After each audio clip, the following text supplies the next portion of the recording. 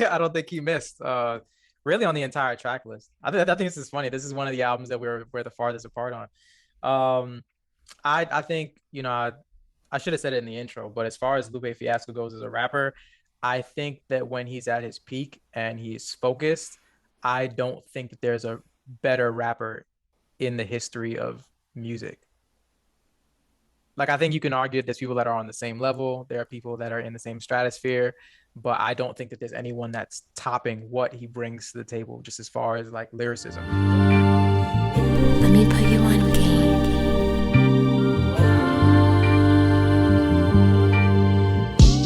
Let's talk about music, my guy. Let's talk about the new album from Lupe Fiasco, Drill Music in Zion. If you're not familiar with Lupe Fiasco, he had some of his biggest hits in the mid 2000s with his classic debut album and his follow-up sophomore debut with Food and Liquor and The Cool. He's had a very long, storied, controversial career. He's in the midst of a bit of a career renaissance at the moment. His last few albums have all been great. He is the namesake for this podcast, so we have him to thank for that when we were running through the names. But he's back with his new album, Drill Music in Zion. It's a very interesting listen. The story behind the album itself is interesting. Apparently, he recorded it in 72 hours, and that is a really incredible feat for music in general. But I think particularly for this album, I think it's really impressive. But what were your overall impressions of drill music in Zion? I got a lot of mixed feelings on this project overall, but I do look at the project as Zion. I try to like break it down conceptually because I think 72 hours is a very short amount of time to create an almost concept album. I wouldn't quite classify it as a concept album, but it was moving in that direction. I think Zion as a title is an allusion to the underground city in the Matrix. Drill music as a whole, which is what he's kind of, which is obviously what he's referencing in the title, glorifies violence, escapism with intoxication, as well as materialism. And the album cover and the concepts that he speaks about very tightly as well as loosely throughout the project allude to the idea that this music is drilling down into Zion, which is, I guess, a metaphor for the black community to ultimately destroy it, similar to what happens in the Matrix. So I thought that that was really dope, and I was really excited to hear how he was going to break that concept down. But I think the execution here is where things kind of fall apart a bit for me, and I'm curious to hear how you thought of the project as well from that standpoint. I differ on that standpoint. I'm really high on this. I really like this album. I like it. I like it sonically. I like it conceptually. I think it really works for me. Um, I'm interested to see where you differ as well. But let's get into that. How are you feeling about the first couple songs on the track list? I think the line's been cool. Is a great opening track. I think it was really cool to hear Aisha Jacko. It brought me back to the Food and Liquor and the cool days of her on the intro. This is Lupe's sister, and she apparently wrote this as herself. And it's been a while since I've heard her voice, but it's definitely a captivating voice. And then she has some lines here: the blood of people across the steeples and concrete jungles that turn playgrounds into graveyards, that bury generations of black and brown men who left their posts because they were misguided by ghosts in the land of the living. Just poetic mastery, very vivid lyrics, very vivid lyrics throughout this whole project, which I was really impressed with. There's a lot of imagery that's invoked with strong words and language. And then I also appreciated the rhyme pattern that she incorporated in this track, where it doesn't give you enough time to think about what she just said as she transitions into a new topic, like store your water in the basement because one day it'll be a source of it will be scarce and polluted. He said, one day grocery stores will be barren. Learn how to grow your own food and don't get caught staring down the barrel of a gun. Like it just like kind of rolls into the next, and I thought that that was really done well. The next song here, this is where like Lupe starts to really lose me sometimes, because as much as I've loved his intelligence and his vocabulary, his vernacular, all the concepts that he likes to throw together, the title of this song just annoys me. It's called Gotti, but it's really supposed to be fish because of the way you you can phonetically pronounce GH having the F sound in a word like enough. O, the way that sounds in women, and TI in nation kind of has the ish sound. So that's why Gotti equals fish. But that pissed me off because I'm like, there's no way that I would have figured that out by myself. And there's nothing in the lyrics of the song that I feel like gives that away. So just stuff like that. I'm like, there's being intelligent and clever, but then there's just going so far above the listener's head that unless he flat out tells you in an interview, how are you supposed to figure that out? Um, so with that being said, I thought the beat had a solid pace. I like the horns in the background. His flow complemented the beat, and I thought overall the wordplay was just a little too complex. But I think it's also him being his authentic self, and I commend him for that. But it's just, again, it's hard on the listener because he kind of creates a feeling of clever gibberish unless you like really dissect the lyrics. And that's kind of how I felt.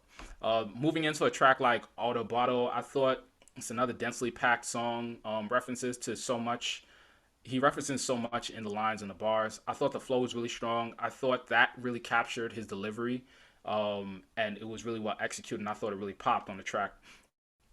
He talks about gang violence and how the Shy was set up with the prosperity of, you know, white people essentially and the residents therein. And when you see how it's segregated and how the zoning is structured, it's very like black people here, Asian people here, white people here, Hispanics there, and how that has led to the inner city violence and the turf wars that have ensued as a result, and kind of the white residents being essentially protected from that and sheltered away from it.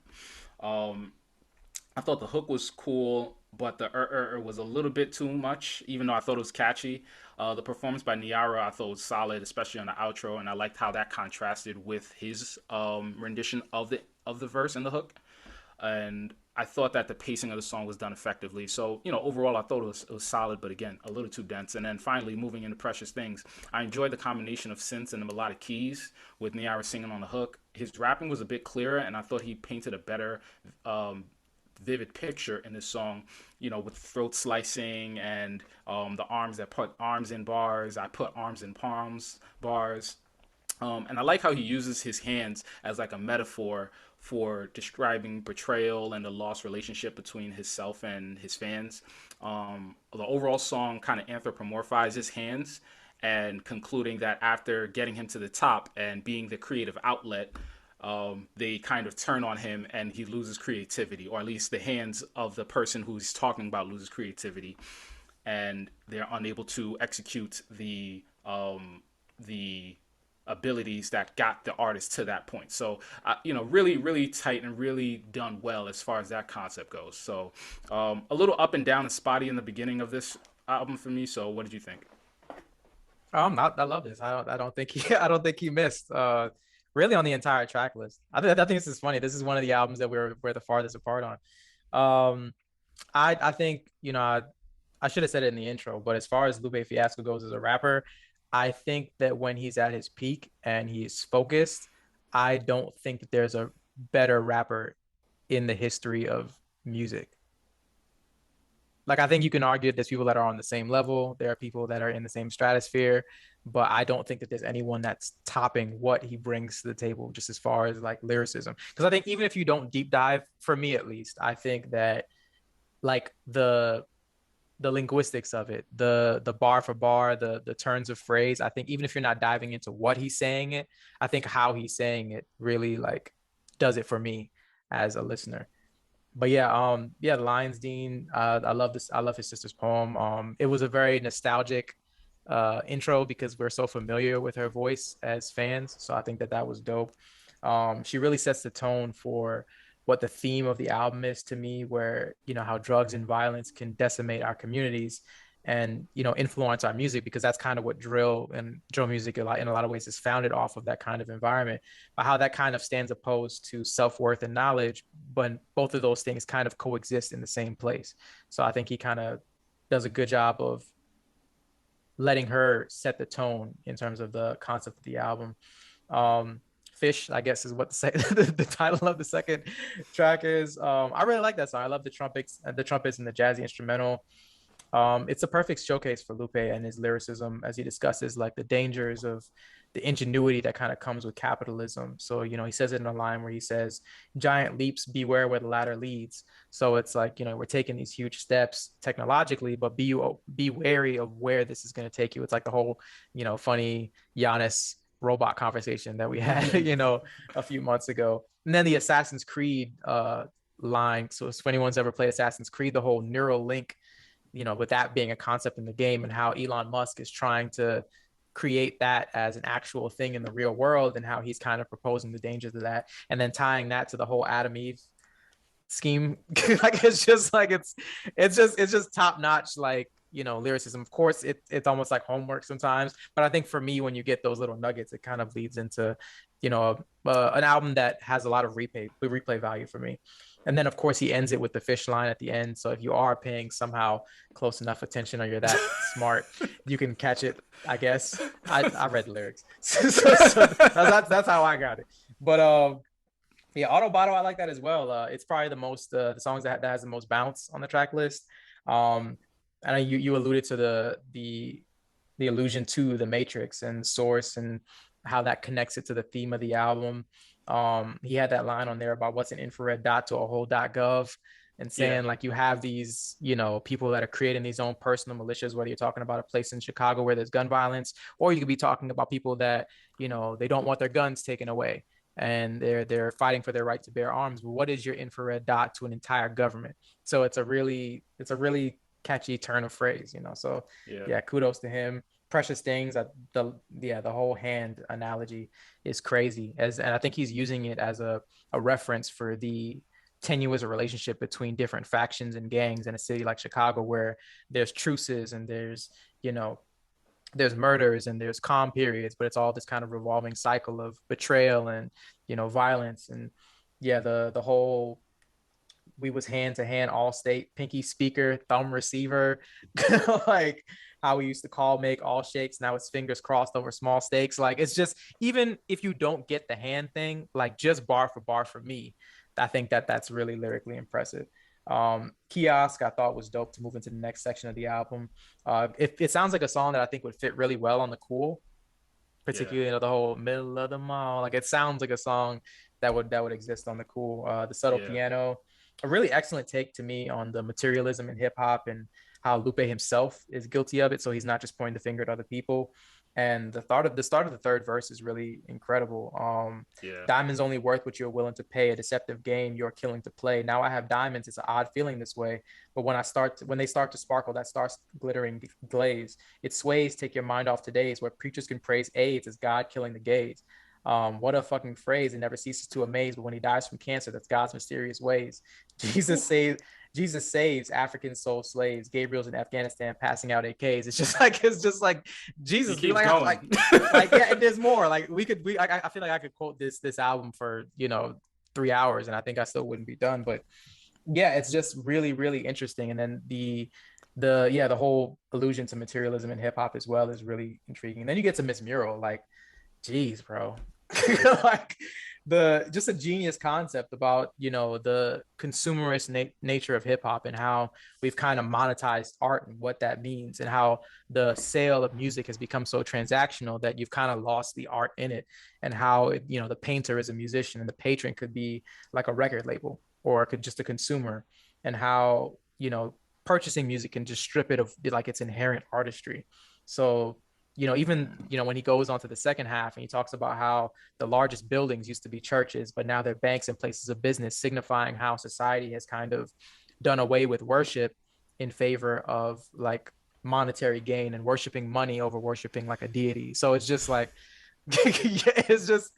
it's really, really, really interesting stuff. And then I'll go with Naomi as my last song that I'll highlight for now. And that one was a little bit more simple. Of course, there's more bars in there, but I'm not gonna, bar the listeners to death. But yeah, I love Lupe on these jazz instrumentals. So really strong beginning and middle to the album for me. I really enjoyed it. Yeah, I would definitely second that. This was probably my favorite stretch between Kiosk and Naomi. In Kiosk, that last line where he snaps back to reality and he's like, it's cool, man. I'm good. I gotta watch already. Because you're in this whole like wave, and I love how Lupe kind of transports you into a moment, And even though that moment can be fleeting, there's so much detail layered into it, and there's so much that if you really dissect, like you're walking through a mall as somebody's like, hey, you look like you could use a new watch. You look like, your ears, I think they could be shining a little bit. You got a piercing. Come on, let me show you something. And you're like, nah, Yeah. I'm good. And just really teasing apart that moment, done masterfully. I love that. Miss Mural, the oh my god, the the picture that he painted, it felt like a cartoon was playing in my mind as I listened to this track, and it was really classic Lupe for me. It was complex and it was very verbose, but it had a clear narrative, and you follow the story. And I think that for me, that's where I really enjoy Lupe. When you can kind of follow his line of thinking, as opposed to him just throwing abstract thoughts bar for bar and not really tying it into what the last thing said as directly as I would like to be, as I would like, because again, his words are so complex sometimes it's just hard to follow. There were times I was listening to this album and I had to keep repeating songs because I'm like, I don't know what the hell he's talking about right now. It's just rhymes for the sake of rhymes. But this song kind of exemplifies where I feel like he's perfectly in his bag. That line, not to sound shamanistic, but there's medicine in the paint. It gets kinetic if you let it. There's a fetish in its strength. Ah, and then like that was just the Yeah, the internal rhymes and it's great. the just the vivid nature of it. And then him when he gets on that diatribe, that he admits to being a diatribe. Professionally, I accept what ethically I hate. So in all my work, you see this wrestling with fate, deceiving in the brushstrokes, how aggressively I strafe, less like putting on some makeup, more like severing a face. My God.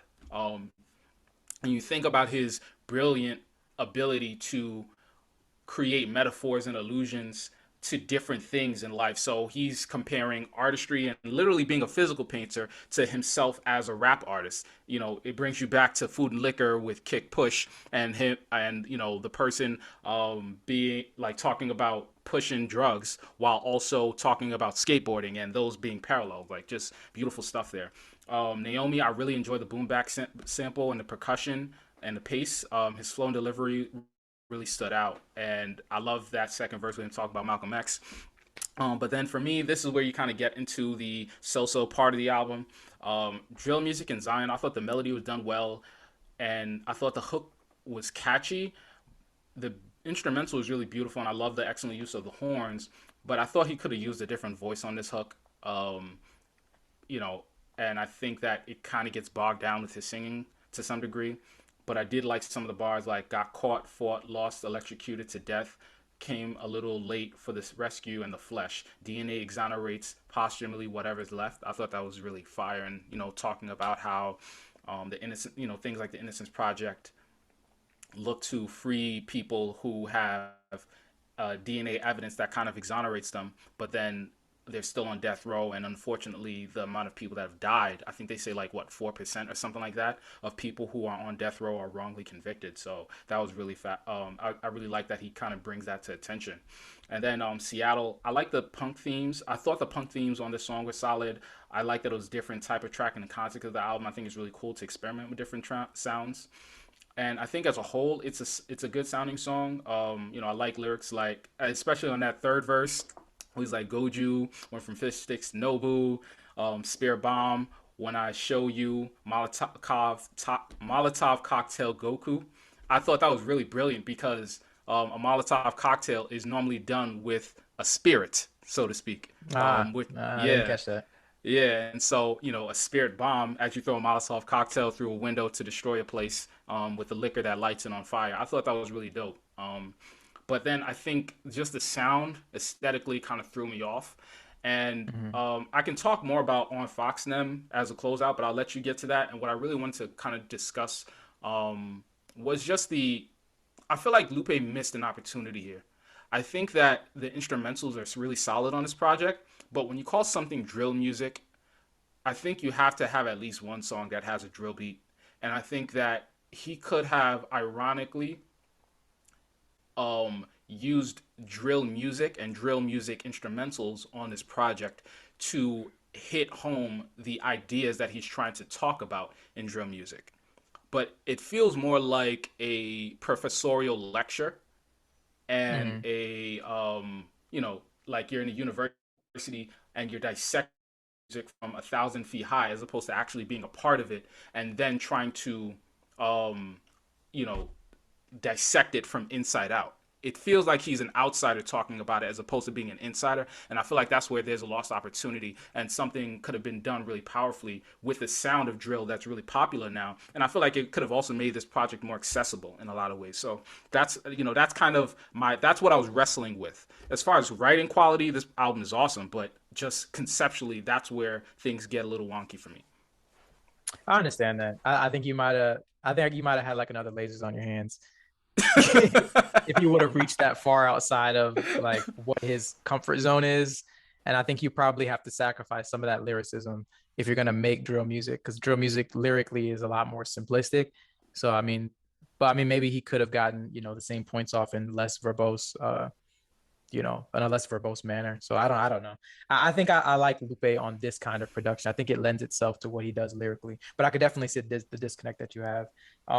Yeah, I enjoyed a lot of the same songs in the same way. I enjoy drill music in Zion. I like the quirky chorus. I think it worked for me. It's pretty catchy in a weird way. Um, Seattle I like that as well. I had the Goju Nobu Goku bar highlighted as well. On folks in them, I love him talking about how rap has the highest death rate in music. You don't see country singers being shot to death like yearly, which is something that occurs in rap music, or overdosing and all that kind of stuff. It doesn't happen as much in other genres, or at least at the rate that it happens in rap music. So him saying that in the first verse and that kind of just letting that breathe, I thought was a really dope way to highlight that without being too preachy in that moment. Um, yeah, and then just how he connects that in the third verse by saying, what's the difference between a posthumous album and a life insurance policy? Like Spotify, a dollar's worth with a dollar buy, go monetize. Like how these people that are families of these rappers that die, these rappers don't have life insurance policy. So one of the only ways for them to like exist or to make money, because a lot of these people come from these really rough backgrounds, is to release a posthumous album or multiple posthumous albums in order to kind of get back a little bit of the earning potential that the artist had before they passed away. So, it's just a posthumous album being a life insurance policy for rappers is a genius concept to me that I never would have like put that way.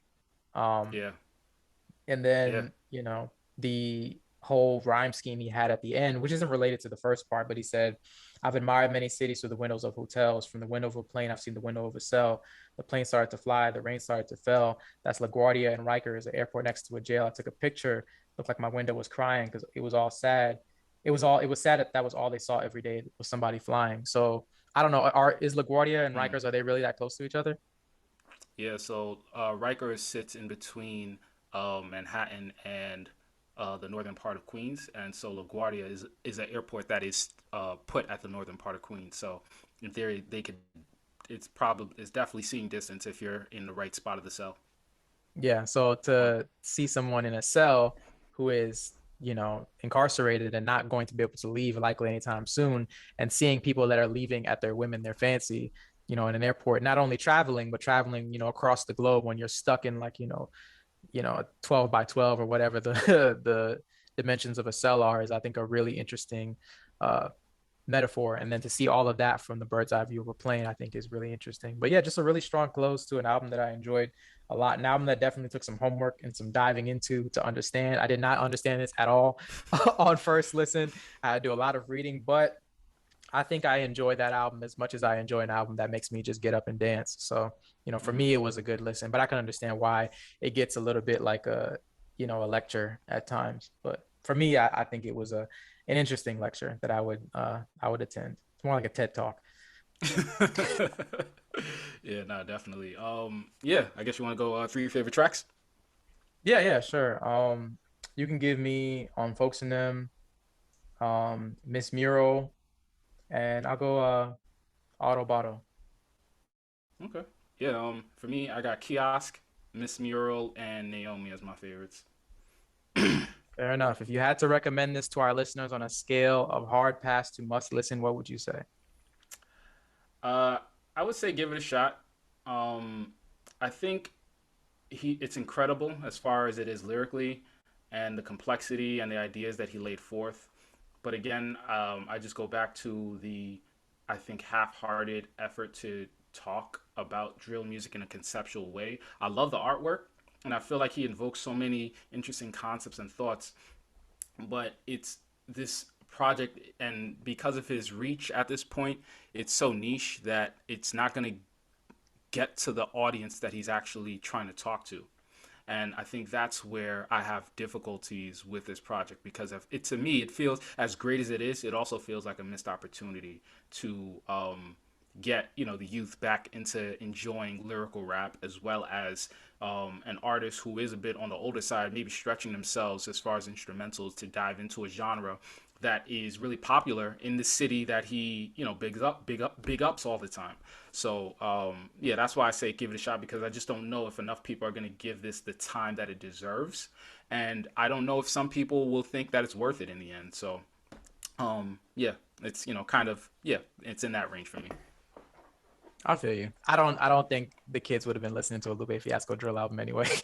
I'm not even gonna, I'm not even gonna lie to you. And I think they probably would have. I think they probably would have read it as disingenuous, because it probably. I don't know if Lupe's sound at all lends to drill. Like Mm. Pop Smoke has a perfect voice for drill, but I don't know. Or like a lot of the UK rappers, but I don't know if Lupe's his voice is a little bit more nasally, and I don't know if it would have been. I don't know if it would have been the best marriage. But I mean, I see what you mean. I think it's. I think it would have been interesting. I think it might have been, on a smaller scale, as divisive as like the Drake album. But yeah, I definitely feel you. But as far as my rating, I would say highly recommend. Um, I think it may move up to a must listen the more that I listen to it. But right now, I think it's an album that I don't think is for everyone, because it can, if you're not willing to invest the time to really dive into what the lyrics are saying, it may just come off as like a really low energy jazz influenced album. But I think that there's a lot to unpack, and I really enjoy what Lupe brought to the table. I think this is a really good project from him. Um, yeah, he had a couple missteps in the middle of his career, but I think his last couple of albums, whether you're talking about Tetsuo and Youth, Drogas Wave, or this, I think those are really strong projects. So Lupe's back for me, at least. So shout out to him. It was a great listen, and that'll do it for this review. Let us know what you thought about drill music in Zion in the comments, whether you think it's more on the Sudgy side of thinking it's okay, or you're more on my side of thinking it's really good. Thanks for checking out this segment of the Put You On Game podcast, where we discuss everything from hoops to hi-hats. Give us your thoughts on the video in the comment section, and you can also find the full podcast in the link in the description below. Don't forget to like, share, and subscribe for more content.